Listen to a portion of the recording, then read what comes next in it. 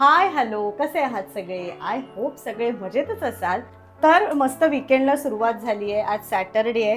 आज आम्ही सुद्धा सकाळपासून मस्त निवांत वेळ घालवला आहे, आराम केला आहे आणि इव्हिनिंग झाली आहे. सो माझ्यासुद्धा इव्हिनिंग रुटीनला सुरुवात झाली आहे आणि आज ब्लॉगसुद्धा मी आत्तापासून स्टार्ट केला आहे.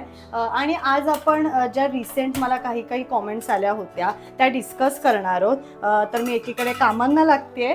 कमेंट्सना सुरुवात करायच्या आधी मला तुमच्याबरोबर एक गोष्ट शेअर करायची आहे. गिरिजाताई देशपांडे ह्या आपल्या व्ह्युअर आणि सबस्क्रायबर तर आहेतच, पण रिसेंटली त्या चॅनलच्या मेंबरसुद्धा झाल्या आहेत. बेसिकली यूट्यूबवरती मेंबरशिप आणि सुपर थँक्स हे दोन ऑप्शन असतात, ज्यातून क्रिएटर्सना एक छोटासा मॉनिटरी सपोर्ट केला जातो. तर रिसेंटलीच गिरिजाताईंनी ही मेंबरशिप घेतलेली आहे. अगदी नॉमिनल अमाऊंट आहे, पण ती सुद्धा तितक्या प्रेमाने ऑप्ट करणं आणि आमच्या चॅनलचं लॉयल फॅन होणं ही आमच्यासाठी खरंच खूप महत्त्वाची गोष्ट आहे. सो गिरिजाताई, थँक्यू सो मच. आणि जे जे चॅनलचे मेंबर्स होतात त्यांना एक लॉयल्टी बॅज दिला जातो. म्हणजे आता जेव्हा जेव्हा मला गिरिजाताई कमेंट करतात तेव्हा त्यांच्या नावाच्या बाजूला एक लॉयल्टी बॅज आम्हाला दिसतो आणि हा बॅज मग 1 मंथ, 2 मंथ, 6 मंथ्स और 1 इयर, 2 इयरने सुद्धा अपडेट होत असतो, जेणेकरून आम्हाला कळतं की किती मंथ्सपासून किती इयर्सपासून तुम्ही आमचे लॉयल फॅन्स आहात. तर गिरिजाताई या छोट्याशा मॉनिटरी सपोर्टसाठी आणि खरंच प्रेमाने आमच्या लॉयल फॅन होण्यासाठी खूप खूप थँक्यू. रुटीनची सुरुवात गरम गरम चहानेच. आजचं माझं इव्हिनिंगचं रुटीन तसं सॉर्टेड होतं, कारण ऑलमोस्ट कामं आज माझी सकाळीच झालेली आणि त्यात जसं मगाशी म्हटलं सॅटरडे आहे, सो आज निवांत फॅमिलीबरोबर वेळ घालवायला मिळालाय. कारण पुष्करला ऑफिसला सुट्टी, राहूचं तर वेकेशन सुरू झालंय, आईला पण मस्त सध्या निवांत वेळ आहे. त्यामुळे आज आम्ही म्हटलं बाहेर न जाता छान घरातच वेळ घालवूया. आमच्याकडे आम्ही सगळेच गप्पिष्ट एकदा गप्पा मारायला लागलो की आम्हालाच कळत नाही की आमचा वेळ कसा जातो. भरपूर वेगवेगळ्या विषयांवर आम्ही गप्पा मारतो आणि फॅमिली बरोबर असा वेळ प्रत्येकाने घालवायला हवा, कारण ह्यातूनच विचारांची देवाणघेवाण होते, वेगवेगळ्या विषयांची ओळख होते, फॅमिली बॉन्ड स्ट्रॉंग होतो आणि घरात प्रसन्न खेळीमेळीचं वातावरण राहतं. आणि या गप्पांना चहाची जोड मिळाली तर अजूनच मजा.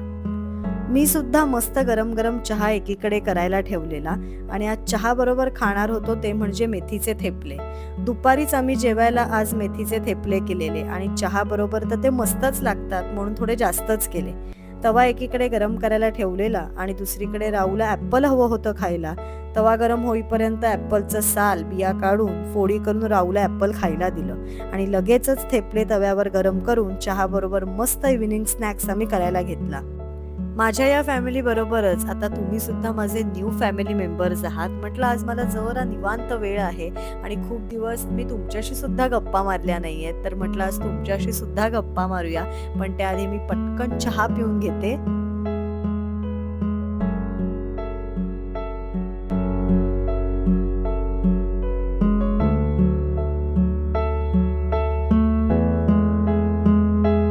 चहा पिऊन झाल्यानंतर लगेचच पुढच्या कामांना लागले.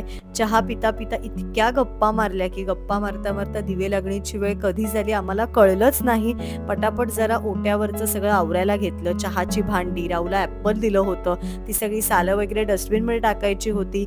जी सगळी भांडी घासायची होती त्यात पाणी टाकून जरा सिंकमध्ये छान रचून ठेवली. मला फ्रेश सुद्धा व्हायचं होतं, कारण देवासमोर दिवा लावायचा होता. फ्रेश झाल्यानंतर लगेचच देवासमोर दिवा लावला. दिव्याचं ते तेज, अगरबत्तीचा दरवळणारा वास याने घरात एक वेगळीच प्रसन्नता येते.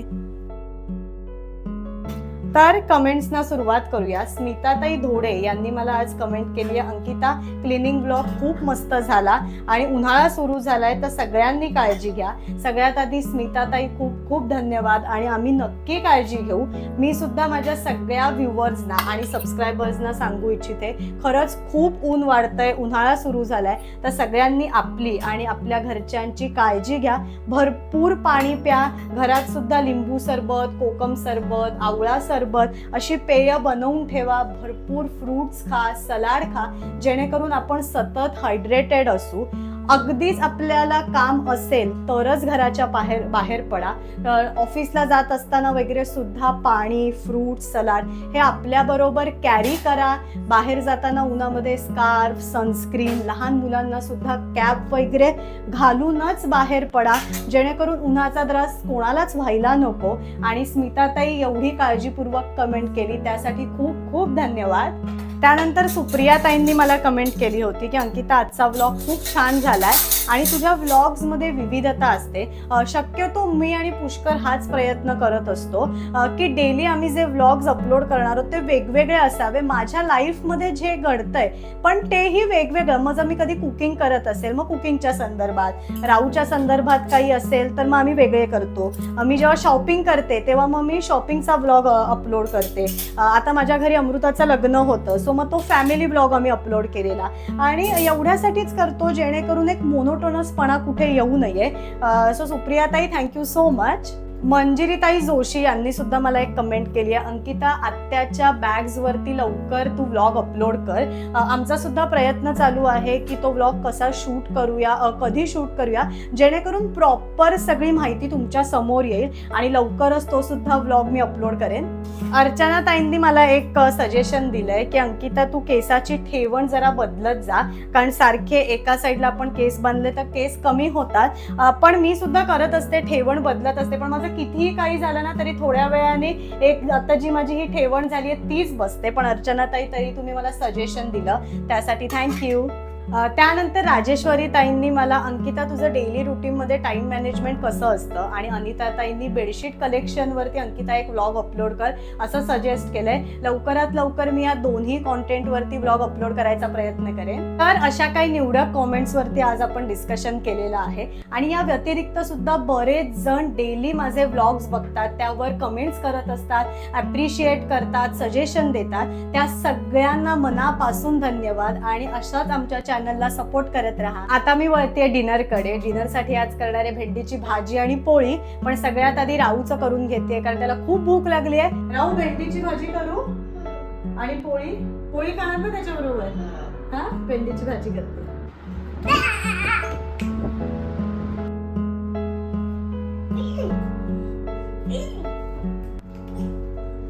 काय खाणार आहेस आज तू? पोळी भाजी. कुठली भाजी? भेंडीची भाजी. सांगितलीस का मग आईला करायला? हो. राहूला शाळेला सुट्टी लागली आहे, त्याच्यामुळे त्याचं रुटीन सगळं चेंज झालंय. दिवसभर इतका खेळतो आणि दमतो. आत्ता सुद्धा भरपूर खेळलेला आणि आल्यानंतर लगेचच, आई मला खूप भूक लागली आहे, झोप सुद्धा आली होती. त्याच्यामुळे सगळ्यात आधी त्याचंच जेवण करायला घेतलं. जरा कमी तिखट अशी भेंडीची भाजी आणि गरम गरम पोळ्या करायला घेतल्या. मुलं दिवसभर वेगवेगळ्या प्रकारचे खेळ खेळत असतात, त्यात दमतात, थकतात. ह्या सगळ्याला भरपूर एनर्जी लागते. जेवढी मुलं दमतात तेवढीच त्यांना भूक सुद्धा जास्त लागते.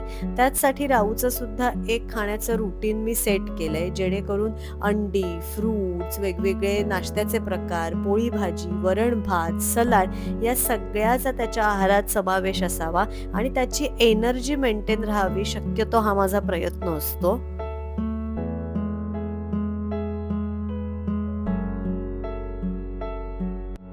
राहूला जेवायला दिल्यानंतर आम्हाला सुद्धा आज भेंडीच्या काचऱ्याच करणार होते. लगेचच फोडणीला सुरुवात केली.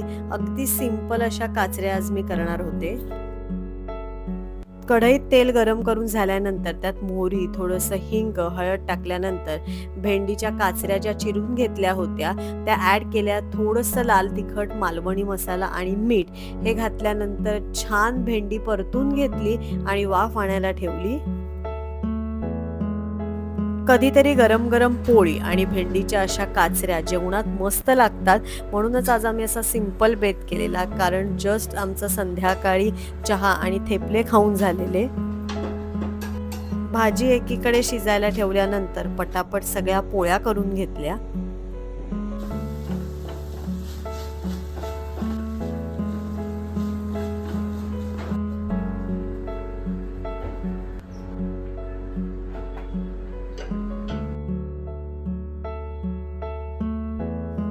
मस्त गरम गरम जेवून झाल्यानंतर लगेचच लागले ओट्यावरची आवराआवर करायला. जेवून झाल्यानंतर आपण सगळेच जण रोज आवराआवर ही करत असतो. अन्न आपल्याला काही काढून ठेवायचं असतं, भांडी घासायला टाकायची असतात, ओटा स्वच्छ पुसून घ्यायचा असतो. मी सुद्धा मला ज्या गोष्टी फ्रीजमध्ये ठेवायच्या त्या व्यवस्थित फ्रीजमध्ये ठेवून दिल्या. दूध मी जस्ट तापवलं होतं, त्याच्यामुळे झाकून ते मी बाजूला ठेवलं. ओटा शेगडी माझी प्रॉपर दुपारी आज घासून झालेली आणि आता तितकी खराब सुद्धा नव्हती झाली. त्याच्यामुळे ओट्याबरोबरच मी शेगडीवरनं सुद्धा एक स्वच्छ फडकं फिरवून घेतलं.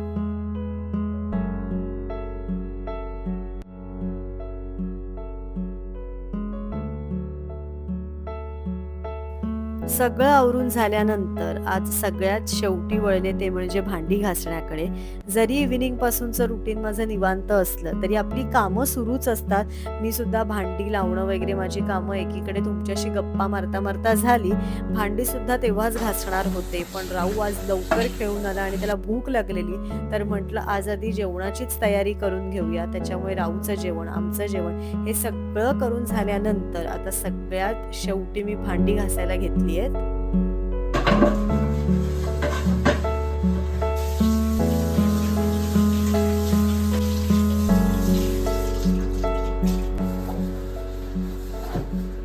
सगळी भांडी घासून झाल्यानंतर सिंक सुद्धा साबणाने स्वच्छ धुवून घेतलं.